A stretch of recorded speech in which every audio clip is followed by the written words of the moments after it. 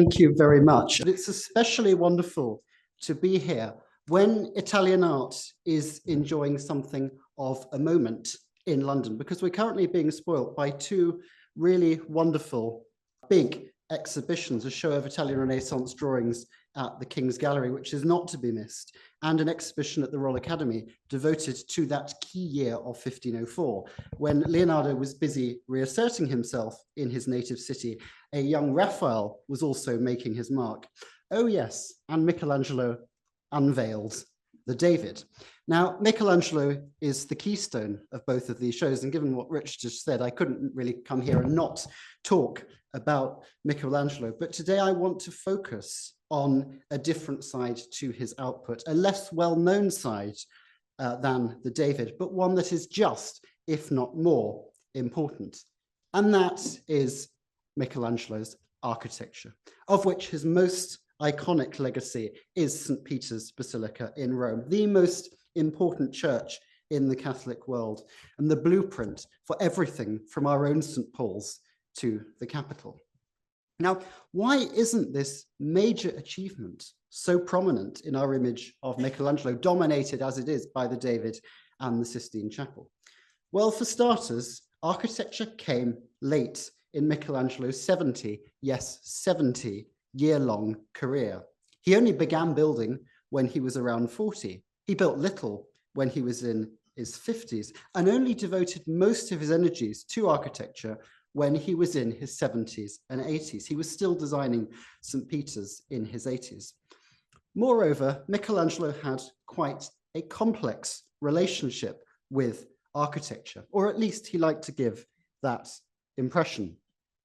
On more than one occasion, he trotted out the following line, which I've highlighted in red, seen here on the back of a drawing at the British Museum. Here, in a draft of a letter he pens around the time he began work on St. Peter's. And that line is this: "My efforts won't do because I'm not an architect."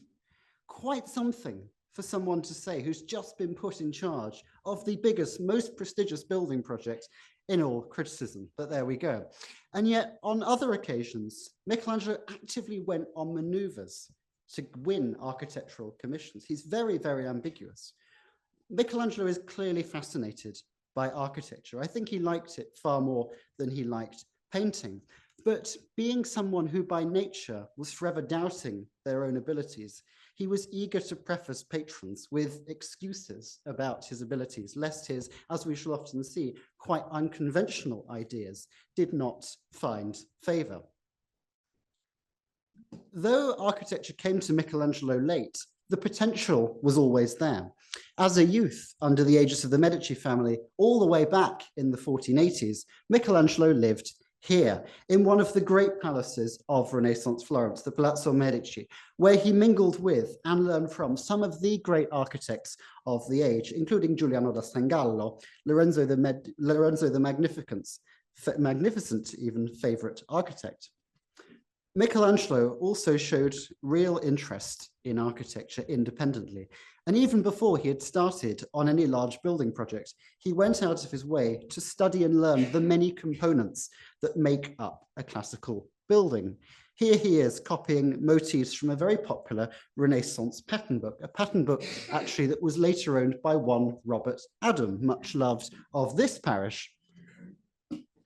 But the promise was there, clearly. But for one reason or another, Michelangelo wasn't asked to build much at the start of his career. His first big hits as an artist were as a sculptor. And you might say that patrons typecast him accordingly. Michelangelo always called himself a sculptor.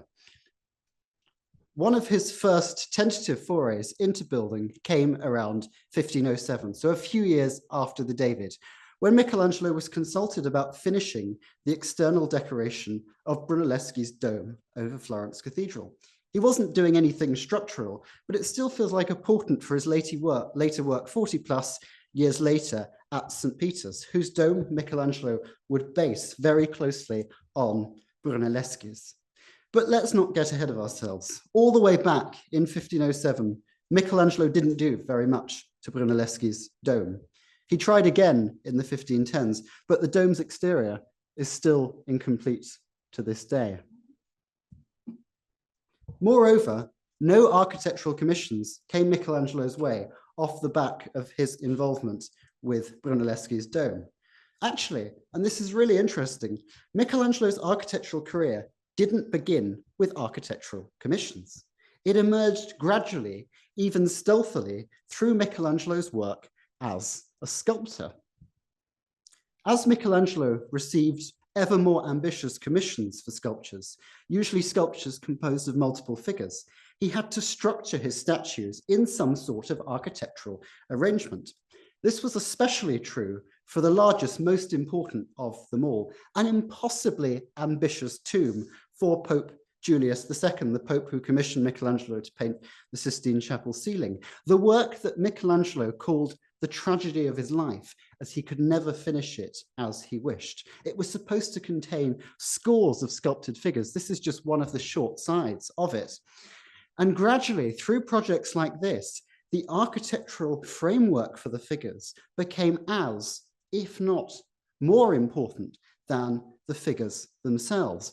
It is indeed a fairly small step from a sculptural ensemble like this to the project we call Michelangelo's first proper architectural commission. This was the facade of the Florentine church of San Lorenzo, begun in 1516. And as you can see from this drawing of Michelangelo's plans, the facade was in many ways an armature for all sorts of sculpture, both reliefs and figures in the round. Now, only the left part of this drawing has been filled in, but we can see that Michelangelo planned to encrust the entire surface of the facade with sculpture. Or at least that was the intention, because as so often happened in Michelangelo's career, events, in this case a war, conspired to thwart the project. The money was simply diverted elsewhere and no building was done. This is the facade now. Now, in hindsight, despite failures like this, sculpture was a very fortunate way for Michelangelo to approach architecture to begin with. It meant he always associated architecture with the human form and always calibrated his architectural designs to the human body. It meant that he wanted to give his buildings all the human qualities he so brilliantly gave to his sculptures, the movement, the rhythm, that living, breathing quality. And perhaps most importantly, it meant that he thought like a sculptor when he designed buildings. He thought of building as abstract sculpture in terms of mass and void, light and shade. Few architects, indeed, have ever used shadow quite so well as Michelangelo. Learning architecture through sculpture, moreover, gave Michelangelo a novel perspective on how buildings could move and excite the beholder. He wanted buildings that could create moods, effects, and drama that went far beyond what buildings had done before. The challenge was how to create these effects within the framework of Michelangelo. Michelangelo could not do a Gaudi and create his own architectural idiom. Now, classical architecture is essentially a language with a vocabulary, your columns, your pediments, what have you, if you want to look out the window, and also a grammar, prescribed ways in which these various elements fit together. The British Museum is a very good example of a building that obeys all of the rules of this language. And the mood is suitably stable, solid, all well and good, but there aren't many more effects you can create within the rules. Now, Michelangelo, becoming intimately familiar with every component of classical architecture, really getting to know the rules very well, then found ways of reconfiguring, even breaking the rules, to make astonishingly original ensembles that conjure effects that more conventional buildings just can't do. At their best, his structures writhe and wrestle every bit as much as his human forms. And as so often, Giorgio Vasari, author of the famous Lives of the Artists, put it best: Michelangelo broke the bonds and chains that had constrained architects' imaginations. We see this in the first buildings of Michelangelo's that actually took shape, even though they took shape very slowly. Now, both of these buildings were also at San Lorenzo and followed on from the failure to do any work on the facade. And these were a family chapel for the Medici family, fitted out with some of the greatest sculptures Michelangelo ever made, and a library, the private library of the Medici family, known to us as the Laurentian Library. Here on the left is the library's vestibule, full of utterly original forms designed to stimulate anyone who knew the rules of classical architecture. And let's face it, that's pretty much anyone walking into a Renaissance library. It's playful, it's full of juxtapositions of forms that don't belong together. Look, for example, at these big scroll corbels that should support the columns above, but actually don't, because Michelangelo has taken this unusual decision to recess the columns in the wall. This is a visual joke. But most remarkable of all for me is the exit from the library proper, which you can see at the end, where Michelangelo takes two sorts of pediments, one triangular, one curved or segmented, and forces them, rams them together so that they generate endless friction as they fight for space. According to the accepted norms of classical architecture, you should have one pediment or the other, never both. Michelangelo becomes obsessed with pedimented openings like this. For him, they were a theme which could be meditated on, varied ad infinitum. And in the preparatory drawing for this door on the screen, fortunately one of our drawings at the museum, you can see how Michelangelo is playing off these two types of pediments in different combinations, more combinations than he could ever use in one doorway. And so exercises like this on paper provide him with unrealized ideas that serve as springboards for future projects, or just became objects of interest in their own right. Indeed, this fascination with pedimented openings, you'll hear me talk about it again and again, because it only grows as Michelangelo got older. Now, the library was started in the late 1520s, when Michelangelo was in his 50s. But this is only the beginning of our story. We're just now entering the foothills of Michelangelo's architectural career proper. This Indian summer as an architect reached full maturity after Michelangelo's permanent relocation from Florence to Rome in 1534, and it only ends with his death, aged 88, 3 decades later. Now, Michelangelo moved to Rome with his reputation for building recently bolstered, sure, by projects like the Laurentian Library, but mostly because of a recent, quite different sort of structure that had impressed Italy's rulers. And this was a network of defenses hastily put round Florence as the armies of the Pope and Emperor neared, following an anti-Medici revolt. The Medici had been kicked out of Florence. This was a rush job in an emergency. Even bed mattresses were used together with quite a lot of wattling, but they withstood the army of the world's most powerful man for the best part of a year. Michelangelo actually did such a good job of keeping the Medici out that he angered the Medici so much that this was one of the reasons he felt like he had to leave Florence for good and move to Rome. Now, in Rome, Michelangelo owed his late architectural career to this man, Pope Paul III Farnese, probably Michelangelo's favorite of the many popes he worked with over his long career. And Paul appointed him architect to the Vatican shortly after his election in 1534. Now, one of the Pope's first jobs for Michelangelo was to beef up the fortifications of the Vatican, which you can see circled in red, which had recently been overrun in a truly brutal, horrific sack of the city of Rome in 1527, the first time the city had been sacked since antiquity, and really a watershed moment for anyone who lived through it. Now, beefing the fortifications up was no easy task, because in Michelangelo's day, the Vatican was almost the only bit of the city of Rome on the left bank of the River Tiber. Renaissance Rome is not a big place. And as you can see, the Vatican was surrounded on all sides by open countryside. It was extremely vulnerable. And as Michelangelo pondered this problem, very big problem in its own right, he had to contend with the other many requests that are coming to him from Paul for all sorts of things, because Paul had inherited a city that lacked many of the civic embellishments to be found in much bigger places like Florence or Venice. And the sack had only made things worse because of the amount of damage that had been done.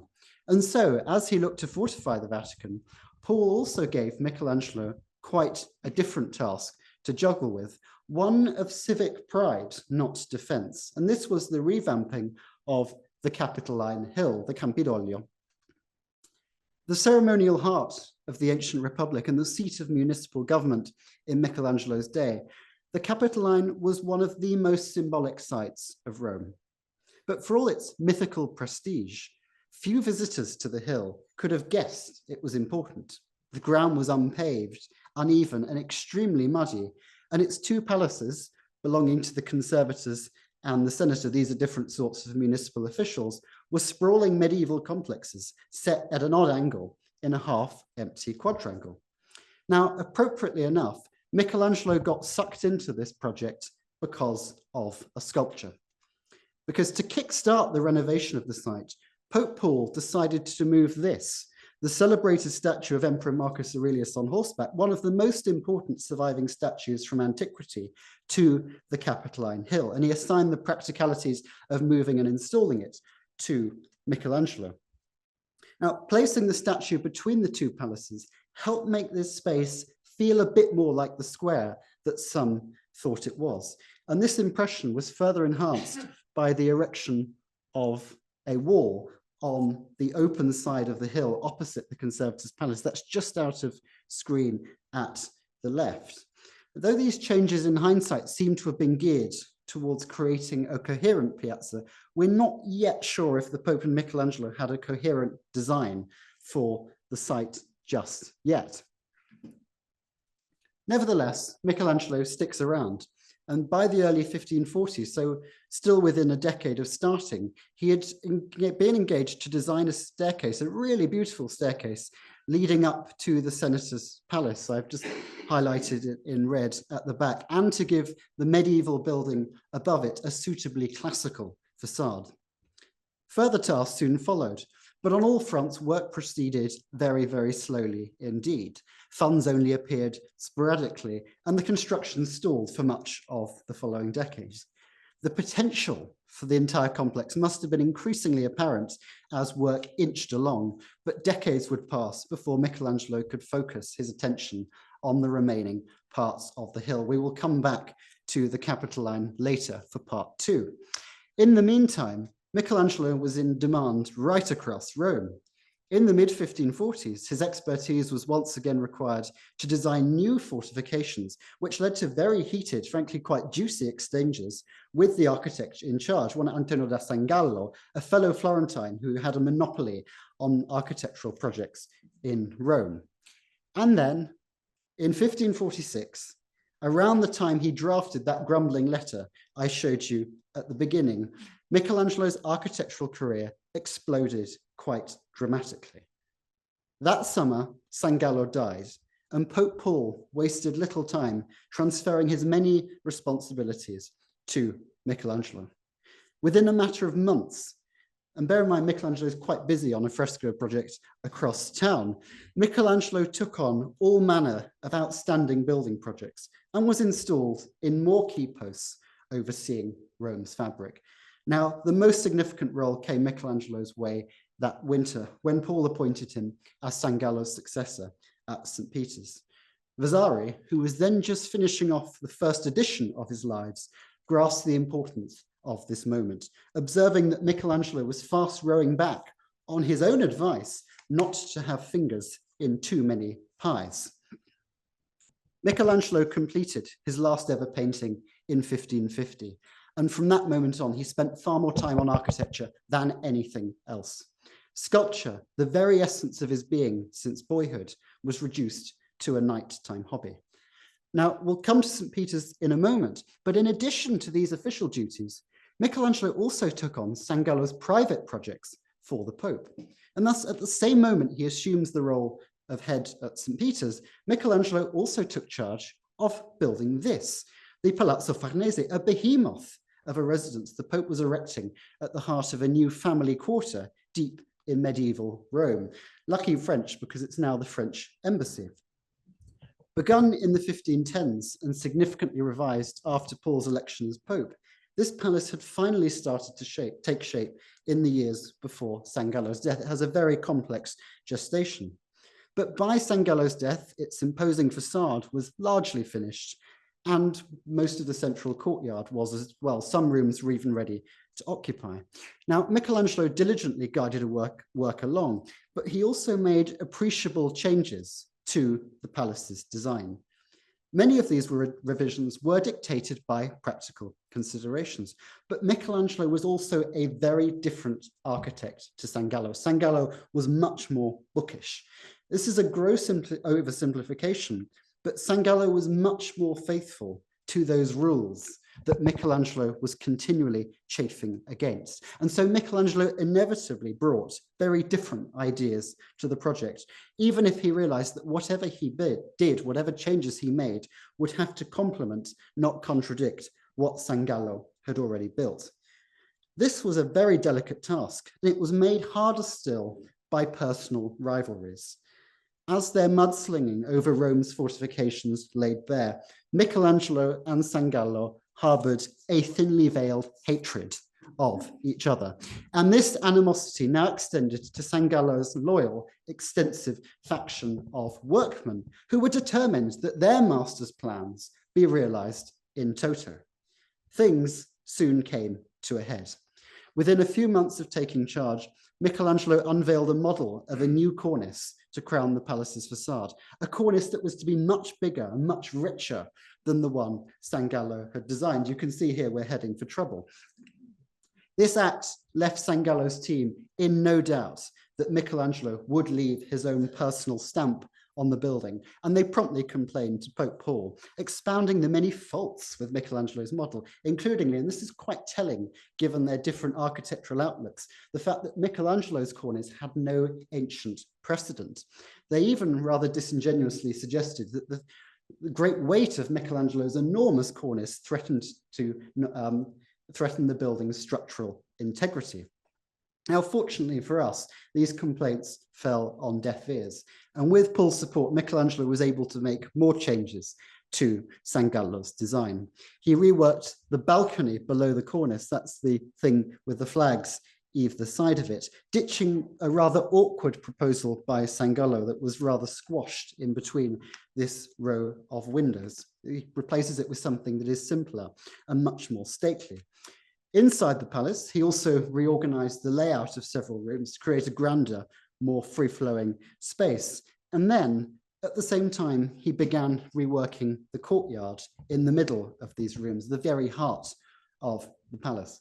And reworking this courtyard was perhaps Michelangelo's most important contribution to the fabric.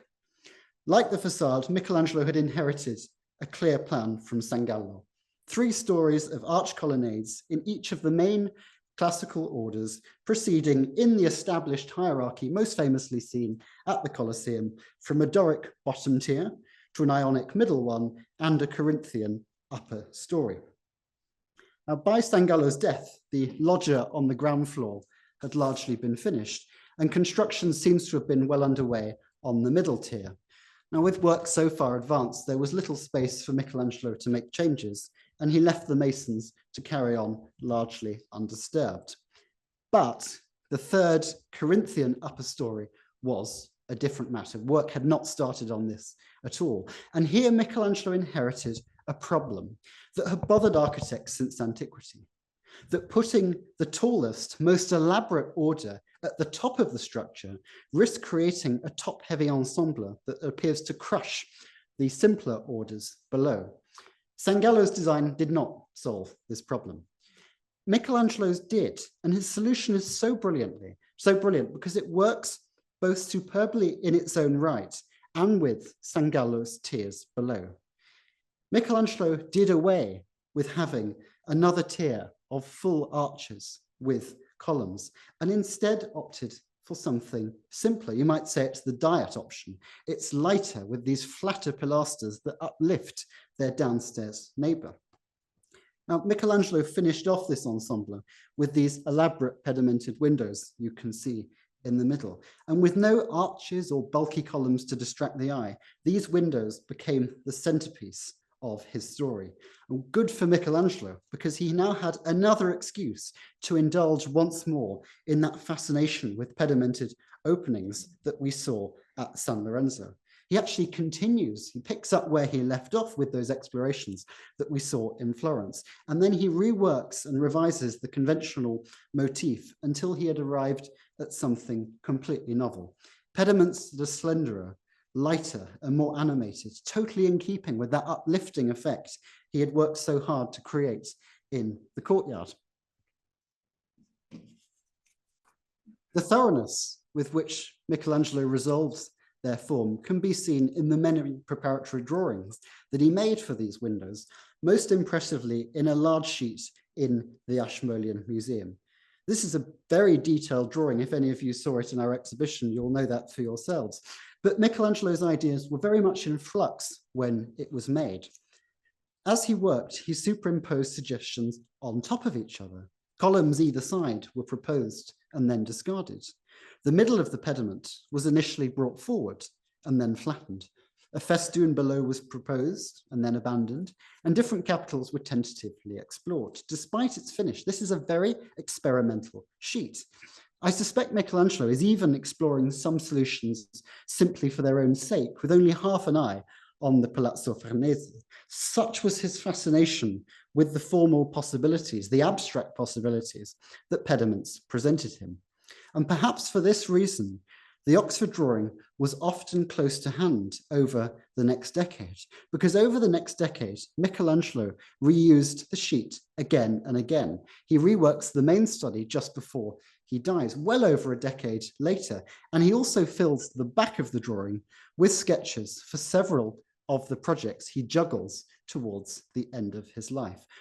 Not the prettiest of drawings, but a very, very interesting one, and we'll become quite familiar with it over time. It is so unusual to see one sheet of paper reused repeatedly over such a long period of time for so many different ends. Now, one of the projects studied on the back in this drawing at the left, which you'll have to take my word from it that it's there, was St. Peter's Basilica. And we must now turn to St. Peter's, because when Pope Paul III died in 1549, Michelangelo was left without the resources or the time to carry on working at the Palazzo Farnese. New popes always want artists to work for them. They don't want them to carry on working on their dead predecessors' pet projects. And so the project for the Palazzo Farnese stalled. St. Peter's, however, was just getting going. St. Peter's had already played a very big part in Michelangelo's life before he was put in charge of its rebuilding. For him, as much as any believer, it was the most sacred place in the Catholic world, but it was also full of very personal significance. After all, it was here in the ancient basilica that the 24-year-old Michelangelo had stunned the city with his famous Pietà of 1498-9. And here too, that tragedy of his life should have been resolved with the completion of Julius II's tomb. The tomb was destined for St. Peter's. Now, in the half century since first coming to Rome, all the way back in the 1490s, bear in mind we're now in 1547, Michelangelo had seen the site change beyond all recognition. In 1505, as Julius set him to work on the tomb, he had witnessed the Pope's momentous decision to begin demolishing the ancient basilica, a basilica Constantine had built, and replace it with a new structure. Now, Michelangelo regretted the loss of the old ancient basilica, and he may actually inadvertently have sealed the poor old building's fate, as according to one contemporary, the Pope decided to build a new basilica because there was no space in the old church for the massive tomb that Michelangelo was designing for him. Be that as it may, the story of the new St. Peter's before Michelangelo takes over is a tortuous saga, and that is putting it mildly. Please don't ask me to give a lecture on that. Cut a long story short, initially Bramante, the first architect entrusted with the rebuilding, envisaged a centrally planned church in the shape of a Greek cross. That is a cross where all four arms are the same size, crowned with this huge hemispherical dome. Now, Michelangelo at the time was working next door in the Sistine Chapel. So he was able to watch the gradual demolition of the old basilica and the emergence of its replacement. But as the years passed, Michelangelo, above all, witnessed a project that was increasingly in trouble. Within a decade of taking over, Bramante dies. And everyone then realized that actually he knew very little about engineering, which is rather important when you're planning a massive dome like this. And there then followed a revolving door of new architects who inevitably brought their own designs. First, actually, came one Raphael, who envisaged a much longer church, what we call a Latin cross, in the shape of a conventional crucifix with a longer nave. But progress was delayed by the deaths of Raphael's two key lieutenants, and then Raphael himself. Michelangelo, bear in mind he was working in Florence at this time on those Medici projects for San Lorenzo. He pays a brief trip to Rome in 1523, when the new architect, Baldassare Peruzzi, had little to show for his efforts. And then the sack of Rome in 1527, that disastrous sack, paid to progress for a little while longer. Things were so bad that by the early 1530s, St. Peter's looked more like a ruin than a building site. And the only long-term member of the design team left was Sangallo. Now, this would have been really embarrassing for the papacy at any time, but the timing could not have been worse. Why? Because of the Reformation. To fund the new basilica, the Vatican had dispatched men across Christendom to sell indulgences to raise the funds. And it was this act that spurred a previously unknown German academic called Martin Luther to nail theses to the doors of Wittenberg Cathedral. So for both Lutherans and for loyalists, the emerging church was becoming an icon of the papacy, an icon of the schism, either a sign of the true church or the icon of Rome as the avaricious Babylon. So St. Peter's had even more meaning than it did when Julius started the project back in 1505, pre-Luther. And Paul, therefore, really needed to transform this unfinished hull into a bulwark against Lutheranism, a sign of the church triumphant. And after his election, he tries to bash heads together and put Sangallo in charge of a major overhaul of the project with a bid to getting it done. Now, by 1540, with Sangallo at the helm, St. Peter's finally had an approved design, plus a team of masons who knew what they were building. At last, the project seemed to have caught a favorable wind, but Sangallo's death scuppered progress again. Now, as the official architect to the Vatican, Michelangelo was a logical choice to take over, but Sangallo's supporters tried unsuccessfully to preempt the Pope by engaging Giulio Romano or Francesco Sansovino instead. Now, Sansovino realized this was a poisoned chalice and savagely excused himself from Venice, and Giulio had the even better sense to die before he could be pressured to accept. So Michelangelo it was. And on the 1st of January, 1547, Pope Paul formally put the now 71-year-old Michelangelo in charge of rebuilding St. Peter's. Now, Michelangelo went out of his way to record his unwillingness to take on this project. Quite understandably, the responsibility of rebuilding such a sacred site seems to have magnified his many misgivings about being an architect, and he began asking himself even bigger questions about what a man his age could realistically achieve. And this was not simply a logistical concern. Failure to make progress, he reasoned repeatedly, would be a sin. And this fear made Michelangelo give the project all he had in quite a personal way. As his thoughts turned increasingly in old age to death and the salvation of his soul, he made St. Peter's his most devout, most public expression of faith. He even refused to take any salary. So St. Peter's became his cross to carry. And if he occasionally exaggerated this image of suffering, the hardships were plain to see from the beginning. As Michelangelo must have sensed from their underhand efforts to find a different successor, the Sangallo faction promised to be an even more bitter adversary at St. Peter's than they had at the Palazzo Farnese.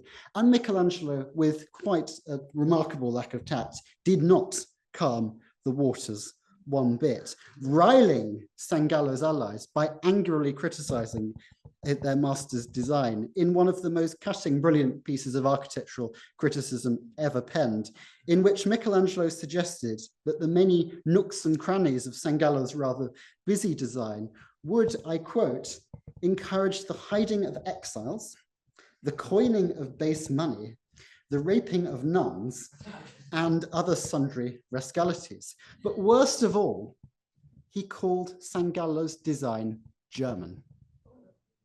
I hope that's not offending anyone in the room, and I will contextualize what he meant by that. Firstly, he's saying this is a bit Gothic. In the Renaissance, Vasari uses the word Tedesco all the time to describe the Gothic. So he's saying, well, it's not really up to date. It's not stylish enough for the High Renaissance. But this was an especially poisonous word in the context of the Reformation. Michelangelo, I think, was implying that Sangallo's design was insufficiently Roman to be that bulwark against Lutheranism that Pope Paul so desperately desired. Now, after words like that, there was no way that Michelangelo was going to assent to any of Sangallo's design being built. And so to assert his authority from day one, Michelangelo rather theatrically announced his intention to dismiss the entire workforce. And with Paul's support, thankfully he doesn't do that, but with Paul's support, he was able to put Sangallo's faction right on the back foot. And by the end of 1547, so just actually as Henry VIII is dying in this country, he ordered the demolition of a huge ambulatory that Sangallo had started to build. And as Sangallo's efforts were pulled down, Michelangelo's quickly started to take shape. He wasted no time whatsoever locking in his own design, so it would be harder for his successors to pull down his efforts, just as he had done to Sangallo's. And he began with also to make models that could codify his idea for generations to come. He began with probably some rather rudimentary ideas for the whole church, which sadly have not survived. But the essence of Michelangelo's emerging plan can be inferred from a suite of prints that at least purport to reproduce one of Michelangelo's models. Now, the St. Peter's recorded in these prints could not have been more different from Sangallo's. In spirit, it was an edited, updated version of Bramante's original, which Michelangelo had admired, I think slightly grudgingly, because him and Bramante didn't get on, in a letter written shortly after his appointment.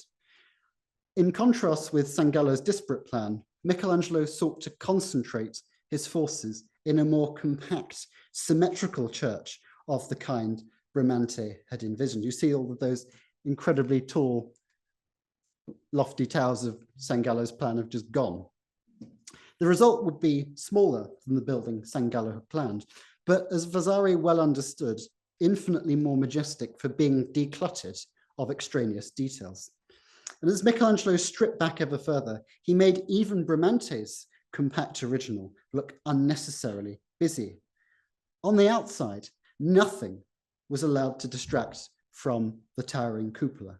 And Michelangelo's cutting and cropping also did wonders on the inside. Here, with a few simple edits to these vestibules in the corners, Michelangelo created a unified space beneath the cupola that Bramante had so nearly achieved but hadn't quite managed. The effect was to be more awesome, more confident, and as Michelangelo bulks out the woefully inadequate piers Bramante had started to build in the middle, that was when people really realized he knew nothing about engineering. He could only enhance this impression of monumentality. And the decoration of these huge chunks of masonry was to be suitably colossal. Scaling floor to ceiling in one go, giant Corinthian pilasters were to cover every wall and pier in a continuous colonnade that's worked its way around the building. And to simplify his design still further, Michelangelo intended to repeat this same basic motif on the exterior. There again, you can see the pilasters working their way around. So he is conceiving something both inside and out as a single massive entity. He gave Paul the bulwark he had been looking for, something that was quite literally a physical embodiment of the unity, power, and permanence of the Roman Church. Paul gave Michelangelo's plan his full approval, but he never saw any of it realized, as he died mere weeks later, actually approving Michelangelo's model was one of his last acts as Pope. Fortunately, his successor, Julius III, shared Michelangelo's vision.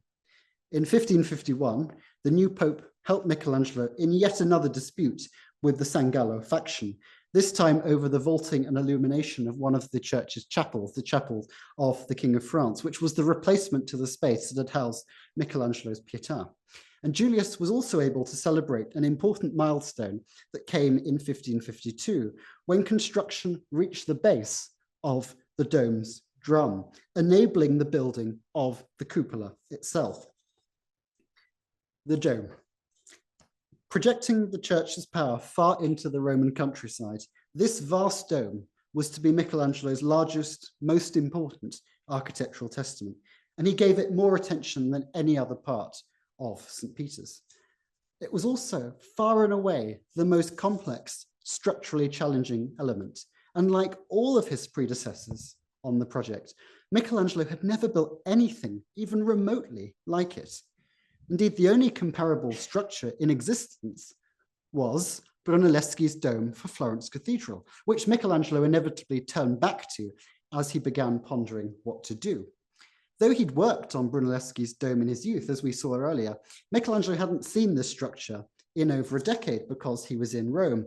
And soon after taking charge of St. Peter's, he wrote home asking friends for reminders about Brunelleschi's dimensions. Now, Michelangelo relied heavily on Brunelleschi's engineering when he designed his dome. He proposed a similar structural solution to his compatriot, essentially building two separate domes, an exterior shell and a slightly smaller cupola beneath, visible inside the church. This is precisely what Wren does for St. Paul's as well. Now, though Michelangelo probably settled on this basic structure pretty early on, the rest of the dome's design seems to have evolved quite slowly. Michelangelo typically entertained multiple proposals until the last minute. There were, moreover, many tiresome practicalities to attend to. There was earthquake mitigation, for example, and controlling the flow of rainwater down the exterior. And as Michelangelo worked his way through this list of problems, he had plenty of opportunity to rethink his ideas for the dome. We sense this indecision in several of his surviving preparatory drawings for the dome. Most vividly, I think, this one in Oxford, made when Michelangelo was in his 80s, which he filled with different suggestions for the dome shape. You can see them there on the right. Now, this indecision means we're not quite sure what Michelangelo's final project for the dome actually looked like, and in particular, what shape the dome was meant to be. Whereas the cupola as built is oval shaped, slightly pointed, drawings and prints show Michelangelo exploring a hemispherical dome akin to the one Bramante originally intended. Now, I suspect Michelangelo would probably have preferred a circular dome, but it's much more difficult to do. It's much harder to spring two hemispherical domes from one base than two differently shaped oval ones. And he doubtless realized that a pointed dome would be more visible from ground level, especially if, as here, you're right below the church. Now, by the time Michelangelo made this drawing, the progress that had allowed workers to start on the drum of the dome had completely stalled. In 1556, work slowed before coming to a near standstill as an imperial army threatened Rome with invasion from the south. Rome goes into total panic. They think that another sack is coming, and Michelangelo duly fled. Now, though the threat soon passed, Michelangelo took some persuasion before returning. He goes on a sort of spiritual vacation into some rather nice woodland. And when he did come back, he probably regretted it, as further setbacks soon turned the following year, 1557, into an annus horribilis at St. Peter's. By February, 2/3 of the masons had left. And in April, Michelangelo learned that his overseer, a man called Bastiano Malanotti, who he'd relied on in his endless tussles with the San Gallo faction, had embezzled funds. Even more embarrassingly, a few weeks later, an error was discovered on the vaulting in the King of France's chapel, the subject, as I just mentioned, of that recent quarrel with the San Gallo clan. If I could die of shame and grief, I should not be alive now. Michelangelo groaned to Vasari, describing the mistake, which could only be fixed by pulling down the offending vault and starting all over again. By the summer, Michelangelo was ill. Increasingly fearful that his plans might not outlive him, he was persuaded by a party of officials and friends to fix his idea for the dome in models, which he only does after prevaricating for several years. Though if in these models Michelangelo had seemingly committed to a final design, he may have remained uncertain about the dome's shape until his death. Indeed, these models did little to improve Michelangelo's mood. Though he still felt obliged to give St. Peter's his all, he increasingly complained that his reserves had run dry. And in December 1560, aged 85, he wrote to the deputy in charge of building works, intending to resign from St. Peter's. This request was ignored, and Michelangelo had to reconcile himself to directing work from his house. But there was only so much he could do. He knew only too well he would never see his designs realized. There was simply too much to do. This is quite a sorry picture. And given it, it's difficult to believe that more building projects should have come his way, Michelangelo's way, just as he's trying to resign from St. Peter's. But in fact, the last 6 years of his life saw a new influx of commissions that resulted in some of Michelangelo's greatest buildings. He does really go out with a bang. Some of these projects actually offered him valuable outlets for a creativity that was increasingly being frustrated at St. Peter's. Among the chief drivers of this sudden flurry of requests were the Medici. From France, Queen Catherine de' Medici sought him out to adorn a courtyard with an equestrian sculpture of her late husband, Henri II, who just died in a rather nasty jousting accident, prompting Michelangelo, fortuitously, as we will see in one moment, to turn his mind back to the Campidoglio, where, as we'd seen, he placed an equestrian monument in a square. From Tuscany, meanwhile, Duke Cosimo de' Medici coordinated a series of charm offensives designed to bring Michelangelo home to Florence as an ornament of the Medici court. Cosimo found any excuse possible to write to Michelangelo. He asked for advice about refurbishing several of the bridges in Florence, about reworking the roof of the Palazzo Vecchio, and he also agitated for one last effort on Michelangelo's outstanding building projects in San Lorenzo, the chapel and the Laurentian library, which, although they'd been started in the 1520s, was still far from finish. Now, Michelangelo stayed put in Rome. He's not a fan of the Medici Duke at all, but he does give the Duke's request some thought from Rome. He had, for example, several goes at fixing the design of this amazing staircase that cascades into the vestibule of the Laurentian library. We find a sketch of it on that increasingly busy back of the study for the Palazzo Farnese window study, which I've circled in the top right, which by now the sheet was around at least 10 years old. This staircase was a deceptively complicated affair. Though Michelangelo was designing it for a space he himself had created, he had not set foot in the building for by now a quarter of a century, and he doubted how well he remembered what he had built. He actually gets his measurements a bit muddled up. And the Medici were also responsible for an important commission closer to Michelangelo's home, which also comes his way in 1559, a revived project to give Rome's Florentine community its own place of worship, San Giovanni dei Fiorentini. This church was to rise across the Tiber from St. Peter's, and like its bigger relative over the water, the building of San Giovanni was a tortuous affair that spanned much of Michelangelo's adult life.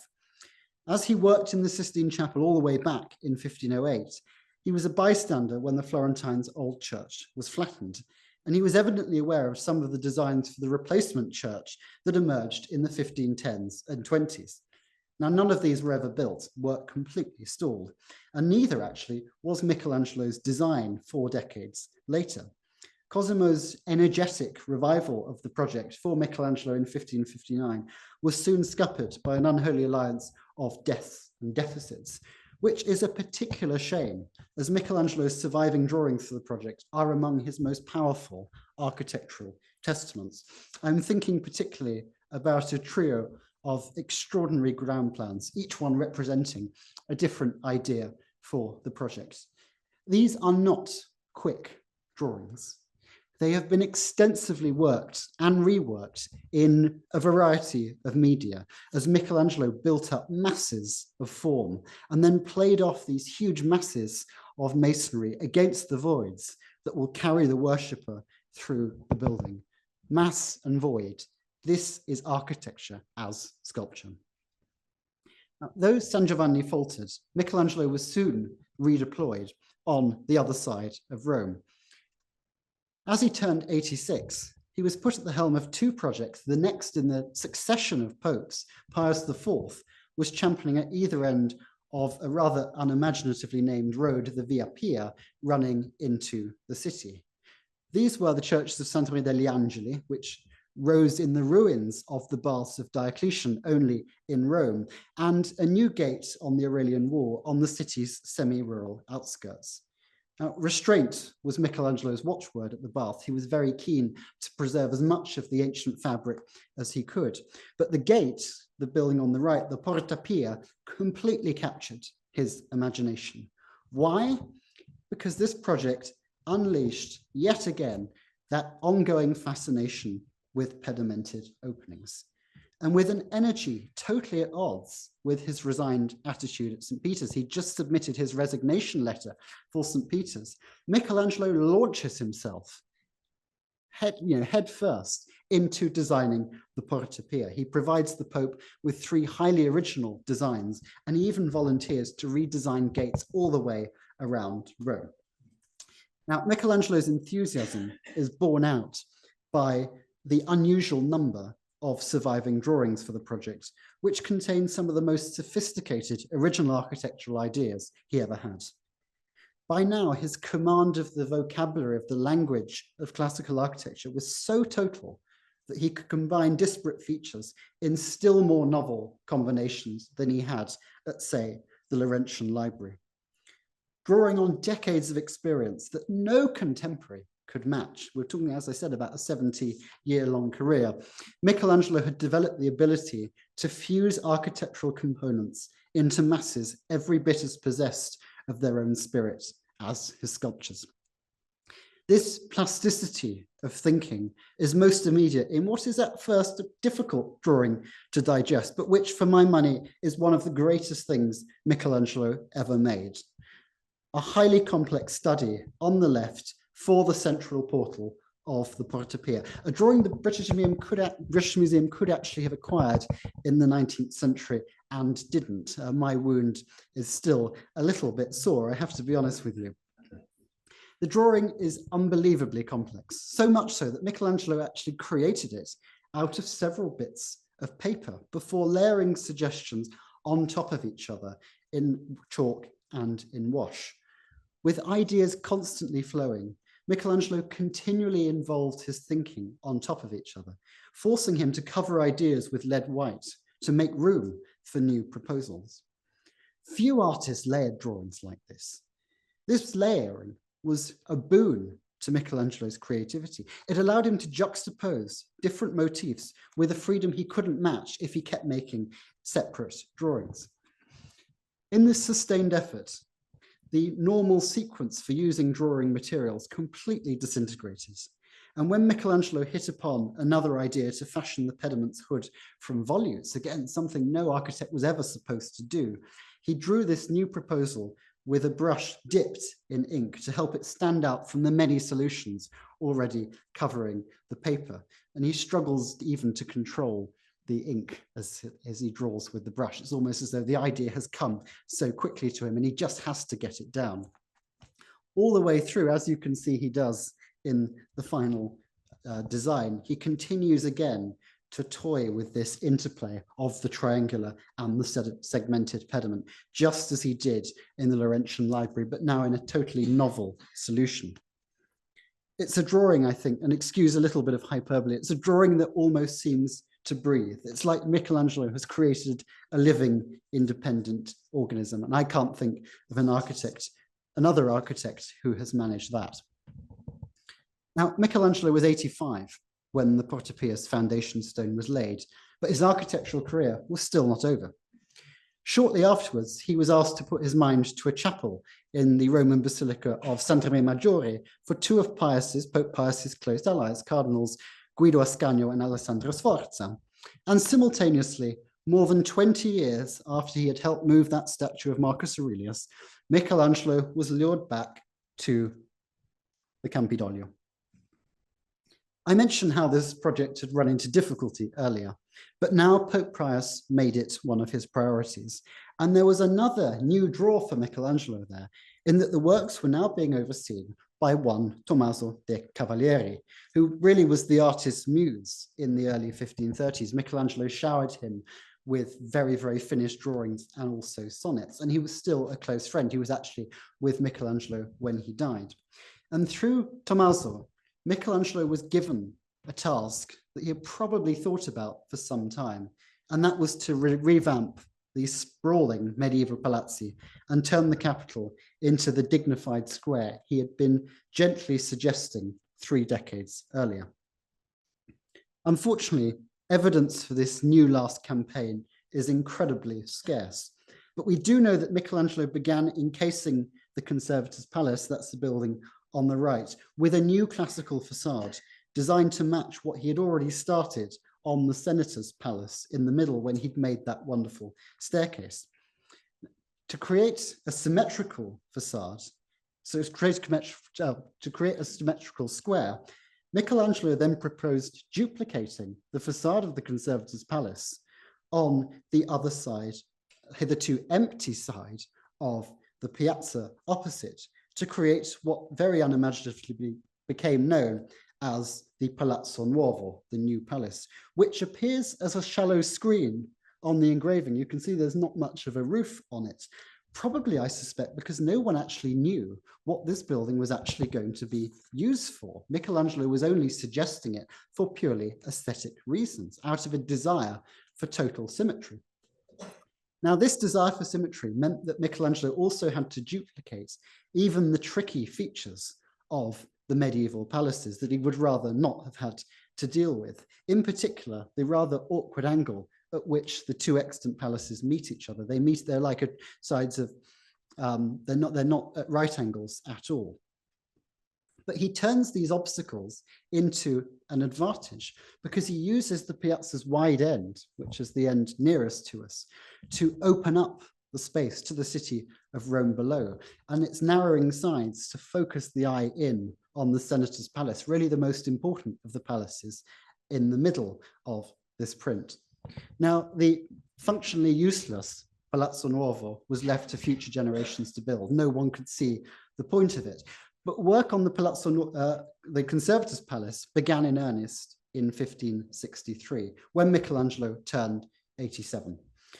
Michelangelo seems to have worked out a fair amount of the details, but by now his health was visibly deteriorating.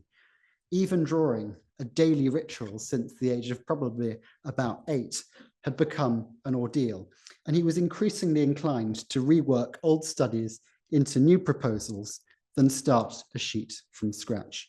So enter, once more, that now familiar window study for the Palazzo Farnese. Because when Michelangelo came to design a niche inside the Conservators' Palace, he picked up this trusty companion, the back, as we've seen, now filled with ideas for everything from St. Peter's to the Laurentian Library, to explore new ideas on top of the study he had made for the Palazzo Farnese. It's quite difficult to see in the image, but there are some ruled lines in chalk at the top. These additions are probably some of the last drawings to have survived from Michelangelo's hand.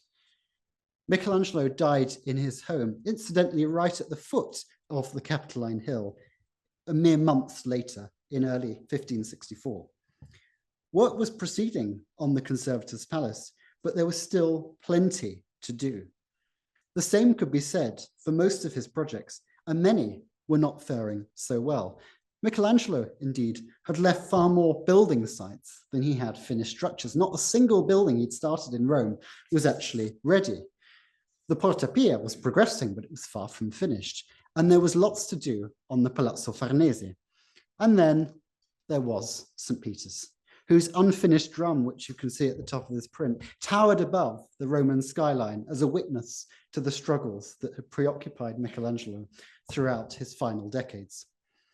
Suffice to say that Michelangelo's architectural achievements were not fully apparent to anyone walking around Rome in 1564, and yet few could doubt his accomplishments in a late, largely unexpected architectural career. For his followers, the priority shifted immediately to seeing his legacy through. In some places, this was easy enough. At the Capitoline Hill, Michelangelo's old friend Cavalieri was on hand to direct the new architect, his protege, a man called Giacomo della Porta. And though some plans were dropped and Cavalieri made his own changes to the design, the square that we see now is recognizably Michelangelo's. But such care was not at all guaranteed. And as Michelangelo had feared, this was especially true of St. Peter's. Michelangelo's replacement as architect wasted no time making all sorts of revisions of his own. He was someone Michelangelo didn't really like very much. And this prompted Vasari and others to launch an energetic bid to preserve Michelangelo's design, including a very, very lengthy description of the design. It's essentially a verbal blueprint in the lives of the artists. In the short term, this rearguard action succeeded. Della Porta, Cavalieri's protege, was able to take charge of St. Peter's as well. And under his care, the workmen built a dome that is essentially Michelangelo's. With time, however, there was more appetite for change. And in the early 17th century, Michelangelo's vision for the Basilica was irrevocably undone by the extension of the nave to create a Latin cross plan, ruining that incredible compactness of Michelangelo's original intention. And it was also fronted by this, I must say, I think rather wonderful Baroque facade, but something Michelangelo would certainly not have approved of. Nevertheless, when Bernini, the great Bernini, came to complete the complex in the 1650s, he could nonetheless pay one final homage to a predecessor he admired above all architects, devising the famous colonnade before the Basilica that frames the dome so beautifully to this day. Thank you very much.